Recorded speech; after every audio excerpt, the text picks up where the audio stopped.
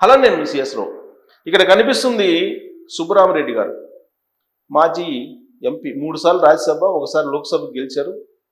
ఆయన చాలా ఉదారవాది, దాత, ఈయన అపర కర్ణుడు, కలియుగ కర్ణుడు, ఇలాంటివన్నీ కూడా ఆయనకి జోడిస్తూ ఉంటారు చాలామంది అభిమానులు.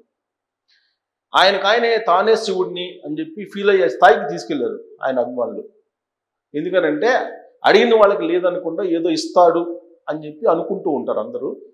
కానీ అది కొంతవరకు నిజమో అని చెప్పి ఆయన గురించి తెలిసినటువంటి వాళ్ళు చెప్తూ ఉంటారు. బేసిక్గా కాంగ్రెస్ పార్టీకి సంబంధించినటువంటి లీడర్ ఆయన.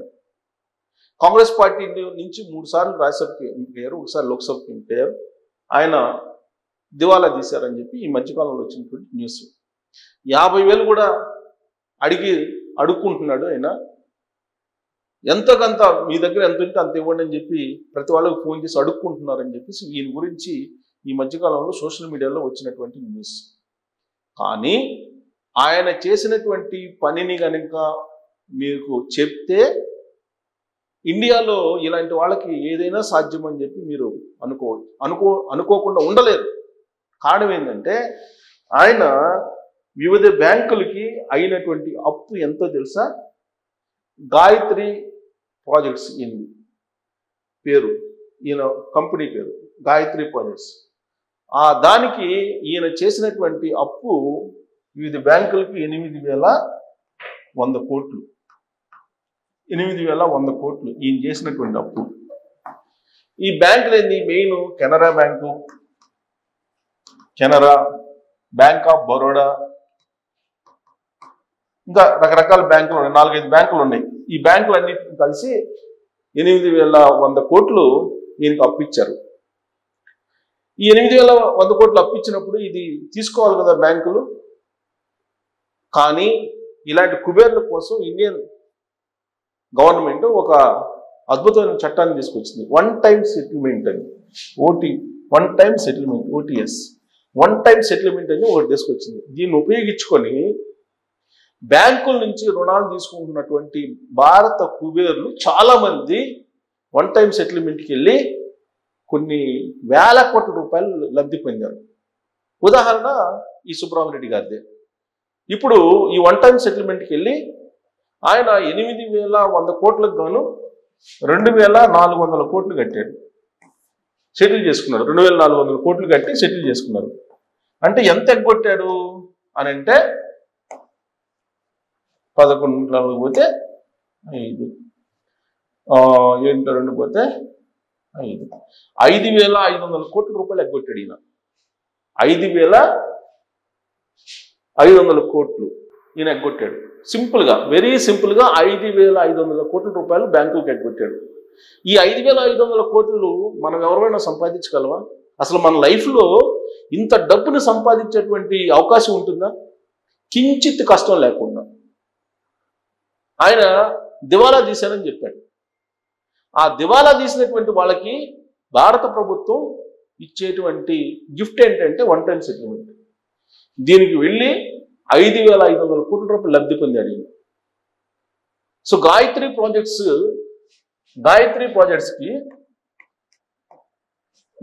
ప్రాజెక్టు ఇది చేసినటువంటి అప్పు. ఇది 2015లో ఈయన ఈ మొత్తం తీసుకున్నటువంటి రుణాలని రీస్ట్రక్చర్ చేశారు.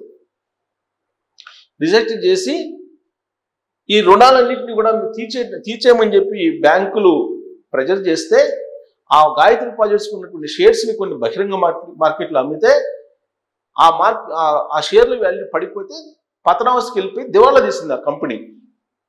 ఈ దివాలా తీసినటువంటి కంపెనీకి 5,500 కోట్ల రూపాయలు ఇచ్చారు. ఈ విధంగా గత 10-11 సంవత్సరాల నుంచి దాదాపు ఎవరికైతేనేమి 8 లక్షల కోట్ల రూపాయలు కార్పొరేట్లకు ఇచ్చారని చెప్పేసి సోషల్ మీడియాలో తిరుగుతున్నటువంటి న్యూస్.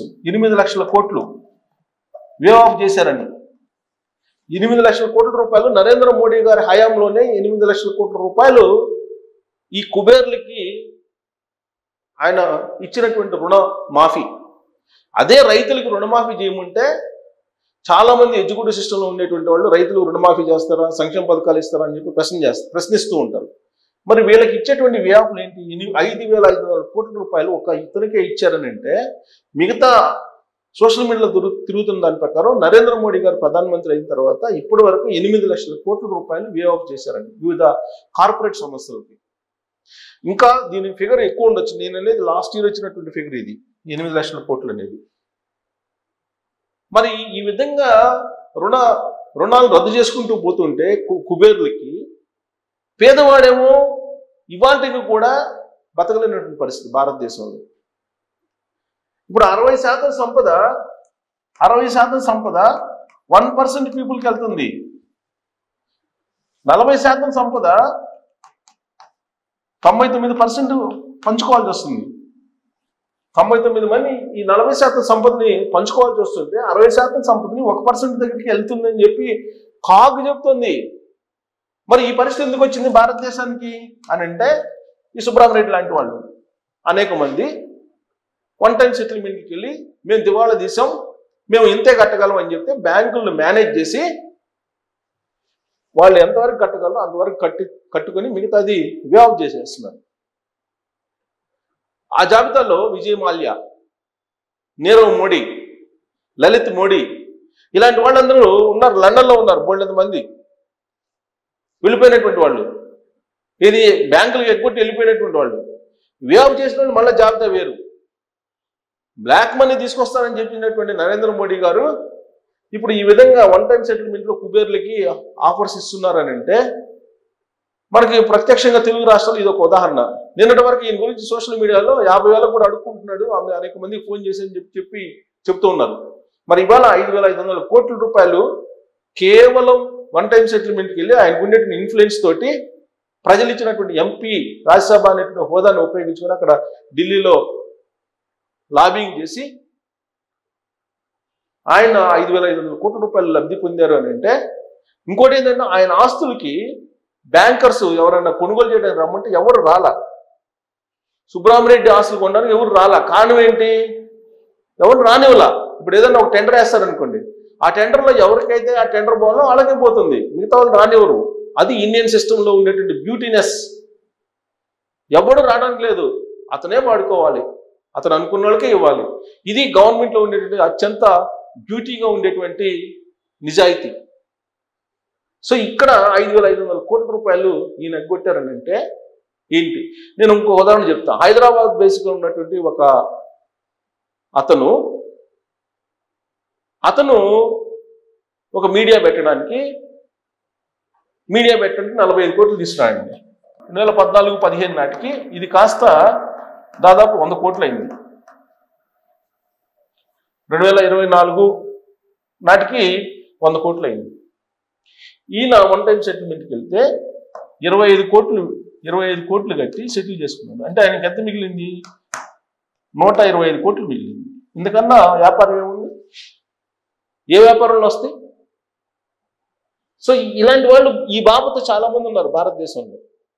ఈ బాబత కారణంగానే భారతదేశం ఇవాళ కూడా అభివృద్ధి చెందుతున్నటువంటి దేశంగా, పేదలు ఉండేటువంటి దేశంగా ఉంది. లేదా ఆర్థిక వ్యవస్థ ఇదిగో ఇలా ఉంటుంది. 1% దగ్గర, ఒకటి దగ్గర 60 రూపాయలు ఉంటే 99 మంది దగ్గర 40 రూపాయలు పంచుకోవాలి. 40 రూపాయలు ఉంటే 99 మంది పంచుకోవాలి. ఒక 60 రూపాయలు మాత్రం ఒకటి దగ్గరికి వెళ్ళిపోతుంది. ఇది ఇండియాలో ఉండేటువంటి ఆర్థిక పరిస్థితి. మరి ఇలాంటి వాళ్ళని ఏమనాలి? ఈ 5,500 కోట్ల రూపాయలు బెనిఫిట్ పొందారని అంటే మరి ఈ 5,500 కోట్లు అనేది చిన్న అమౌంటా? చిన్నది కాదే. ఈయనేమో తనకై తానే శివుణ్ణి అని ఫీల్ అవుతుంటాడు. తనకై తానే శివుణ్ణి అని చెప్పి ఫీల్ అవుతుంటాడు. అసలు అపర కుబేరుడిగా, ఆయన దానకర్ణుడిగా ఆయన చెప్పుకుంటూ ఉంటారు. కానీ ఆ స్థాయిలో ఎవరికి దానాలు చేయలేదు. సన్మానాలు చేస్తుంటారు సినిమా వాళ్ళకి. ఎవరికంటే 10 మందికి భోజనాలు కూడా పెడతారేమో. సినిమా వాళ్ళకి మాత్రం సన్మానాలు చేస్తుంటాడు, లేక కళాకారులకు కొన్ని సన్మానాలు చేస్తుంటాడు. ఇంతకు మించి ఆయన అపర దారుణకర్ణుడు కానే కాదు. అనేక మంది సబ్ కాంట్రాక్టులకి గాయత్రి ప్రాజెక్ట్ ద్వారా కాంట్రాక్ట్లు ఇచ్చి అనేక మందిని ఇబ్బంది పెట్టినటువంటి చరిత్ర ఈయనకుందని చెప్పి సబ్ కాంట్రాక్టర్లు చాలా మంది చెప్తుంటారు. ఒకవైపు సబ్ కాంట్రాక్టర్లు ముంచేశారు, ఇంకొక వైపు తన ప్రాజెక్టు ద్వారా 5,500 కోట్ల రూపాయలు సింపుల్గా ఆయనకున్నటువంటి పర్వత ద్వారా లబ్ధి పొందారని అంటే, ఇలా లబ్ధి పొందినటువంటి వాళ్ళు తెలుగు రాష్ట్రాల్లోనే అనేక మంది ఉన్నారు. మరి ఇలాంటి వాళ్ళని చూసిన తర్వాత అయినా జన్ జీ ఉద్యమం అవసరమా కాదా అనే దాని మీద మీరు కామెంట్ చేయండి. Thank you.